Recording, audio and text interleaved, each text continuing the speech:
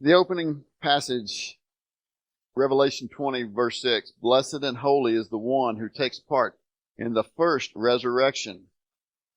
The second death has no power over them, but they will be priests of God and of Christ, and they will reign with him for 1,000 years." Now, if Jesus is going to reign for 1,000 years here on this earth, we have our rulers reign from someplace, don't we? If you're in England, it's Buckingham Palace. If you're in the United States, it's the White House. Right now, Israel does not have a king, but when they do, they will have a temple for him to reign from. And if you don't know, they are spending major money in preparation to rebuild the temple as we speak, and have been for years. There is even rumors that some of it has been prefabricated, so that when the time does come, it will go up very quickly. Now, how in the world you're going to make something as large as what's described in the Bible? How you prefab that, I have no idea. But my guess is some of the smaller parts, the trims and all the stuff that will be going in it, a lot of that may be sitting ready, waiting to go. Because if you know anything about construction, typically a foundation can go in relatively quick in today's world. Walls can go up pretty quick in today's world. But all the interior stuff, that seems to take much longer than the structure of the house. That may be some of the stuff they have prefabricated. I don't know. But we get a description of the Millenial Reign Temple in Ezekiel chapter 40. First two verses say this: "In the 25th year of our exile, at the beginning of the year, on the 10th day of the month, in the 14th year after the city was struck down, on this very day the hand of the Lord was on me, and he brought me there. By means of divine visions, he brought me to the land of Israel and placed me on a very high mountain, and on it was a structure like a city to the south." We don't know exactly where he was in his vision, but he saw a structure like a city. And he goes on in chapter 40 to describe this thing. So we're going to very briefly go through parts of it, and then we'll take a little more time on other parts. Verse 5 says that I saw a wall all around the outside of the temple. Now, he knows that they've been taken away. He knows that the temple is gone, so he knows what he's seeing is something new, something different. In the man's hand was a measuring stick, 10.5 feet long. He measured the thickness of the wall as 10.5 feet, and its height as 10.5 feet. Now, these measurements, 10.5 feet, they are our measurements that we use today, and basically only in this country. Almost nobody measures things in feet and inches anymore. It's all metric almost everywhere else in the world. But that in the Bible would have been a number of cubits. What is a cubit? Well, they have deciphered out that a cubit was approximately 1.5 feet. But when they were using a cubit, what was a cubit? A cubit was the distance between the tip of your fingers to your elbow. Now, I think it's quite obvious that if my son were standing here, my son is 6'3". My cubit and his cubit's probably going to be a little bit different, aren't they? So there's a little bit of play in these numbers. However, the numbers end up being so large that it's going to be an impressive structure when it is finished, because it will match these, the future temple will match these. Some people try to say that this was the second temple, but the facts of history don't bear this out.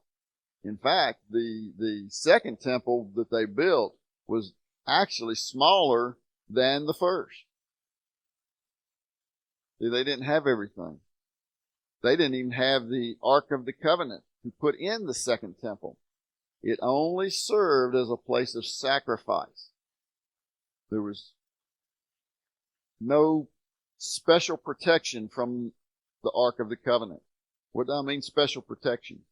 You see, when Joshua entered Israel, when he first went in and took down Jericho, guess what was with them? The Ark of the Covenant.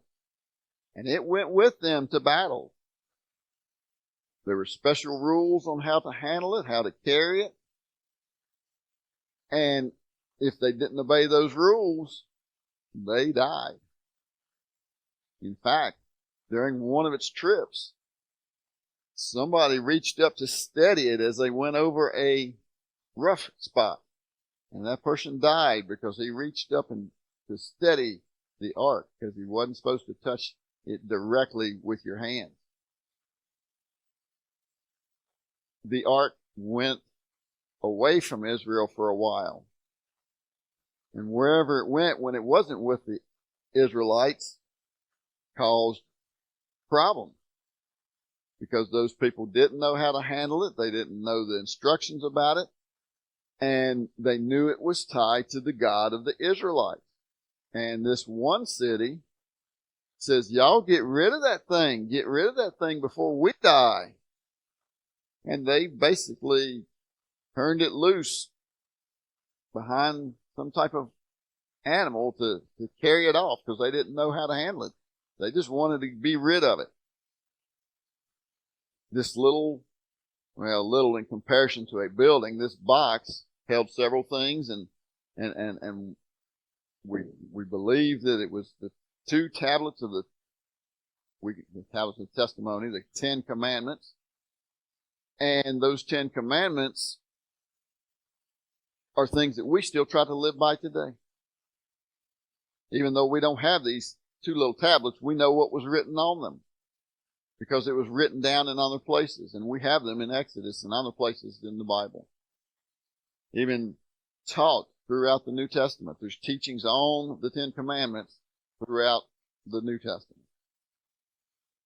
Verse 2, he says he saw a structure or a frame like a city, something that's built by human hands, something that men have fashioned and put together. That's what he's seeing in verse 2. Verse 5, he sees a wall around the house or temple. And why do I say house or temple? Excuse me. I say that because in some translations you'll see the word house. And in some translations you'll see the word temple. Why is that? Why do they translate it differently? Well, for one reason, the temple was seen as the house of God. If you'll remember the stories about the tabernacle, the predecessor to the temple, where the Ark of the Covenant was put in the Holy of Holies, and the Spirit of God would fill the tabernacle. Well, that same Spirit would fill the temple. That was considered the house of God. That was where God resided. And there's actually two different Hebrew words that get translated into temple. The first is bayit, and the second is haikal. The first one, bayit, is a noun that means house, a dwelling. It can also mean family. Mother, father, son, daughter. It can mean temple, a place of worship. It can mean a palace. What is a palace? It's a grand place, a place where a high important person lives. And it's basically used to denote a building in which a family lives. That's its primary use in the Old Testament. But it can refer to the family or to the household itself. The other word is a masculine noun meaning temple or palace. And this word derives from another word that means to be able and comes from the idea of capacity. So the thought process would be like this building.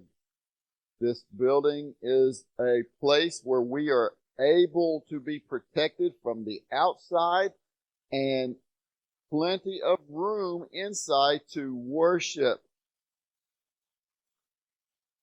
So the large structure tends to be this word, but it's very obvious that what he describes, even though he used the first word in verse 2, or verse 5, I forget now.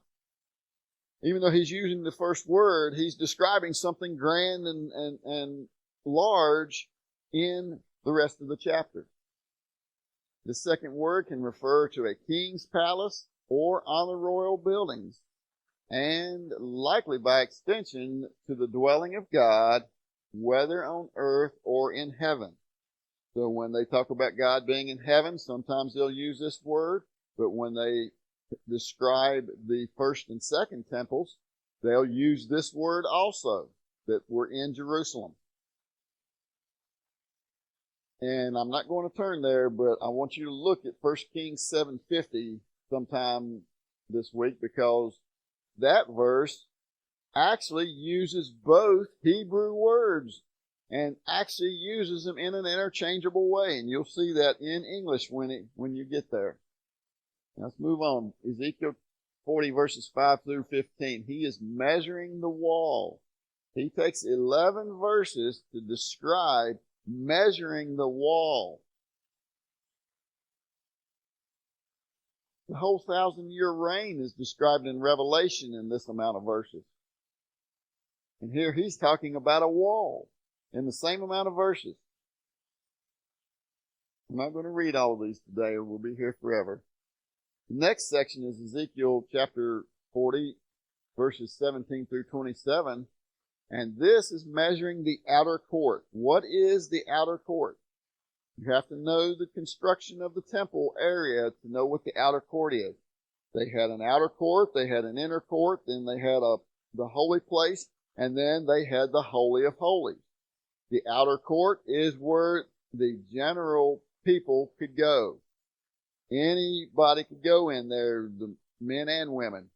If you were a man, a Jewish man, you could go on to the inner court.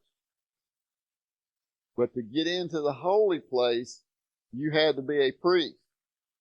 And to get into the Holy of Holies, you could go once a year wearing special garments, special things on your garment, and could go in once a year.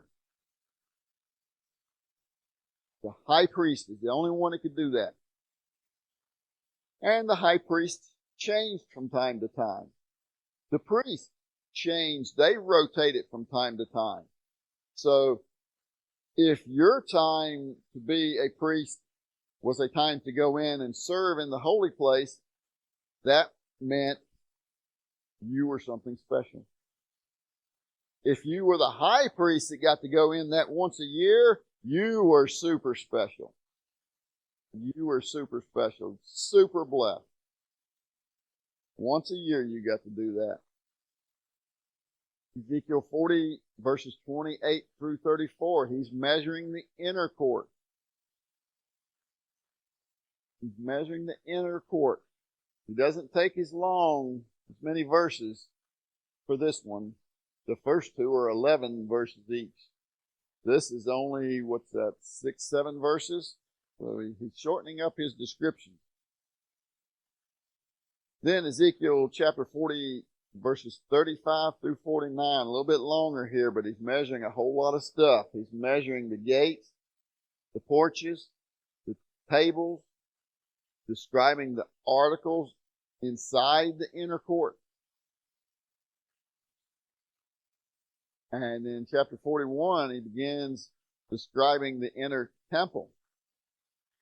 Now, this inner court, these is where the gates are, the porches. In case you didn't know, the temple itself had porches coming off of it. And sometimes they would teach from these porches because they would be elevated up, like we elevate this stage up a little bit. You'd be higher up above the people. They could hear you better. Those are the things he's describing. These tables. What are these tables? These tables are the places of sacrifice, structures being used in the process of sacrificing the animals. And then he moves on into the inner part of the temple, the inside. Then chapter 42, he begins describing the different chambers inside the temple. Most of the time when we describe the temple, we talk about the holy place and the Holy of Holies, but there's other rooms. There's other rooms. In fact, one of Israel's kings was anointed in one of these rooms, and then the guard who was doing the anointing took off. He had a special assignment. We're not going into that. Just something that happened to pop into my memory there. Ezekiel chapter 43, verses 13 through 7, he is measuring the altar. The altar, this is the actual place of sacrifice, the final place of the sacrificed animal. I'm glad that what we call altars today, we don't be killing animals and putting them on there and burning them. What do we use altars for? We come and kneel and pray, ask for special blessings from God in these places. We do not have to come to these altars. We can do that in our pews. We can do that in our car. We can do that driving to the church. We can do that in our own homes. In fact, many times we think of people coming because they've got some major health issue. They come to the altar to be prayed over and we anoint them with oil. But the actual process described in the New Testament, that person with major health issues requests for the elders of the church to come to them and anoint them with oil. They didn't go to a special place.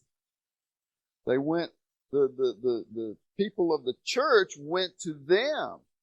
They went out to them and carried the oil. And in most cases, it probably was not a special set aside bottle of oil. It was the regular olive oil that they would have had in use for everyday purposes. Olive oil ought to be a staple in your house. It is a lot of good benefits to using olive oil. If you're using canola oil, corn oil, anything that looks yellow in them bottles and plastic bottles on the store shelf, throw them things away. They're killing you. They really are. Anybody that has studied nutrition will tell you that. Some of it is such bad stuff that you wouldn't believe its original purposes if I told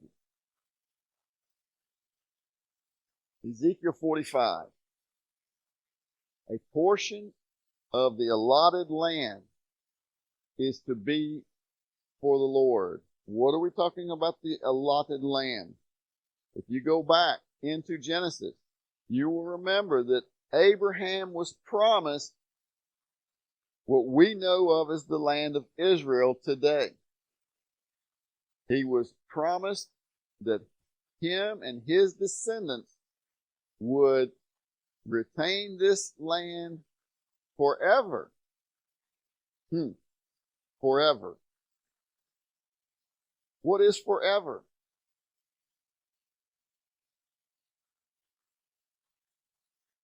To me, forever would be a lifetime. Because that's all I can comprehend. What would be the longest version of forever if we go by human life, according to the Bible? 969 years. Methuselah is recorded as the person who lived the longest ever on earth, and he lived to be 969 years old. So now is forever 100 years, 120 years? Is it 969 years? We like to think of forever as having a starting point and going into eternity. But that didn't happen, did it? Israel was unoccupied for many years. No country whatsoever claimed occupancy of the property of Israel for many years. There were people living there, and Rome started the term Palestine. But what were they referring to? They were referring to the Philistines. And who were the Philistines? An awful group of people. Who are the Philistines? The Philistines are the people that David was fighting when he killed Goliath. It's the same group of people. But they never set up a country. They never established a government. They never established any laws, no rules, had no leader. No borders, no physical borders, no maps showing where was their land. But there was a piece of the property out of which God had already given to them that was going to be designated for the Lord, not the whole structure of Israel. We'll see some more on that in a few minutes. Then there's water coming from this temple. He's describing this water that's coming from the temple. That water will flow down into the Dead Sea and make it into fresh water. If you don't know what the Dead Sea is the saltiest water on earth. Nothing, no living creature in the Dead Sea. No fish, no alligators, no sea turtles. Nothing. It is so salty that you can go out there and lay down on it. You can float in the Dead Sea with ease. You become buoyant because of the thickness of the water due to its chemical content. And we say salt because salt is the most common, but there's all types of minerals and particles in that water. You can take something and put in that water and leave it in that water for just a matter of a couple weeks, and when you take it out, it's hard like a rock. Why? Because of the salt content. The chemicals in the water bond with the material that's in there and becomes like a rock. Now, your scientists, your evolutionists try to tell you that it takes millions of years for something to turn into a rock. Yet we can do it in a matter of days and weeks in this water in Israel. And right now, it's probably more concentrated than it ever has because it's drying up. It's becoming very dry.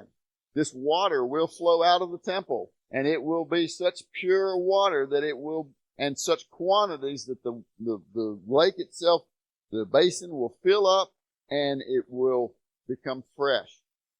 Now, all the little side marshes and stuff will stay salty. That's according to Ezekiel 47. Read that if you want to. Now, how does that happen? That is only because God says that will happen. That's what will happen. Where does water become fresh? If you leave the ocean, back up into a river. There is no established line. Occasionally, you will have large sea creatures swim up into river channels. Why is the Chesapeake Bay salty and not fresh? It's not part of the ocean, but it's connected to the ocean. See, God can establish lines if He wants to, but He doesn't have to. This water, creating that river down to that salty sea, will have fruit trees on each side of it, and these trees will produce fruit monthly. Monthly. Think about that, folks. You ever see a tree produce new fruit every month? Wow. Something's going to change on this earth during this time, isn't it? You know, basically you get one growing season. In this part of the world anyway, we get one growing season. The fruit comes on in the late spring and early summer and matures sometime over the summer or late fall, depending on the type of fruit. We harvest it, and then you wait all winter and most of the spring before you can see fruit on that tree again. Not so the case here in Israel, where the temple will be feeding these trees with fresh water from the place where Jesus lived, the purifier. Jesus is our purifier. We think of it spiritually because He spiritually purifies us. He will be physically purifying this earth because He will dwell here. Now, the new allotted land portions for the tribe. Do you remember that when the Israelites moved into the land we call Israel today, they were allotted sections of land dependent upon the size of their tribe. And here's a map. If you'll see, you'll see Manasseh has a very large portion at the top right of the map, and then on the center left of the map, they have another portion. What happened there? If you'll remember, when they were crossing over the Jordan, going into Jericho, when they were preparing to do that, the tribes of Reuben, Gad, and half of the large tribe of Manasseh said, this land is good here too. We would like to occupy this land. And Moses said, let me seek God's direction. And God said, they can stay, but they will have to enter into the land across the Jordan and fight with their brothers to help take the land that I have allotted to you. So as you can see, that's exactly what they did. And if you look, all the different tribes are on there, and they kind of look like, well, the eastern side of the United States, in that there is all kinds of different shapes because they went in valleys and trees and lakes and physical landmarks to make their boundary. And in our country, west of the Mississippi, the further you go, the more straight the lines get. They get, there's one section out there that was it Colorado, and I forget. There's 4 corners. There's an actual 490 degrees on the map that 4 states come together in one point. And it's because as time went on, we were able to draw straight lines figuratively on maps, and we didn't use physical features of the land to division. Now, watch what happens in what Ezekiel describes. And I know that's a little bit tough to see, but if you look at the top of the map, it goes Dan, Asher, Naphtali, Manasseh, Ephraim, Rehoboam, Judah, the holy portion, Benjamin, Simeon, Issachar, Zebulun, and Gad at the very south. They are stacked, north to south or south to north, however you want to do it. They are not all jumbled together. And notice how the boundary goes farther west in the northern part than it did in the outer part. Let me put the comparison map up there. See how it's very similar, how it goes out where Manasseh was, but it goes a lot further north. It's a little hard to tell because these maps aren't on the same scale. But God's portion in Ezekiel is much further north than what was dealt out to the Israelites when they first entered the land.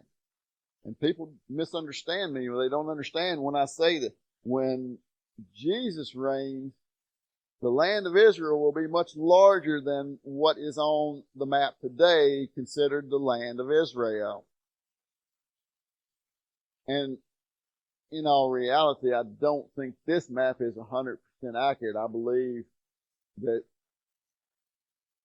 this whole portion down in here, both sides of the Dead Sea will be the land of Israel. They just don't have it colored in there. But notice the box.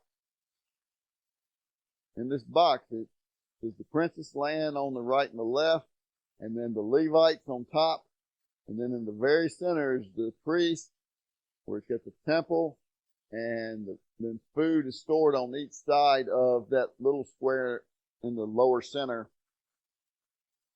That is called the city.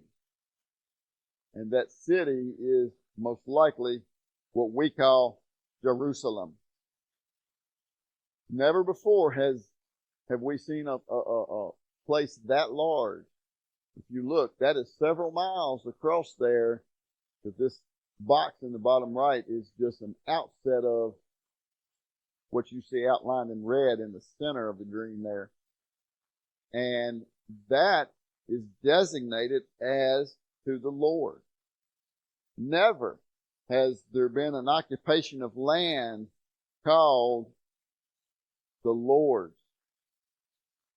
Yes, the temple was, but it was only a few acres. It was only a few acres big. This is miles big. And this is what's described here in Ezekiel. That's where they got this idea for this map drawing, is from Ezekiel. Laid it out just like it's spelled out in Ezekiel. I want to ask you these questions. These things that I described here today, has there ever been anything like what's described in Ezekiel? I personally know of no time in history when it was like that. No time in history has something this grand ever been in the land of Israel. When has there ever been a plot of land this big, specifically designated for the Lord? Never been. Never been. When have the tribes ever occupied these specific properties that was on that map? That's what's described in Ezekiel, and that's what has to happen if you believe the Old Testament to be true. For the Old Testament to be true is the only way we can know the New Testament is true. You can't get to the New Testament without the Old Testament, so these things have to come true at some point in time. When does that happen? That happens in the Millennial Reign, which will be after the rapture of the church and 7 years of tribulation as described in the book of Revelation, the book of Daniel, and other books in the Old Testament talk about the time of tribulation. Yep. Next week, why study prophecy? We're going to look at why we even study prophecy. It's a fascinating question that no one's ever asked me until I started asking questions of myself. I said, why even study it? I've only ever heard one other teacher talk about it. But come back next week and find out why we even look at prophecy.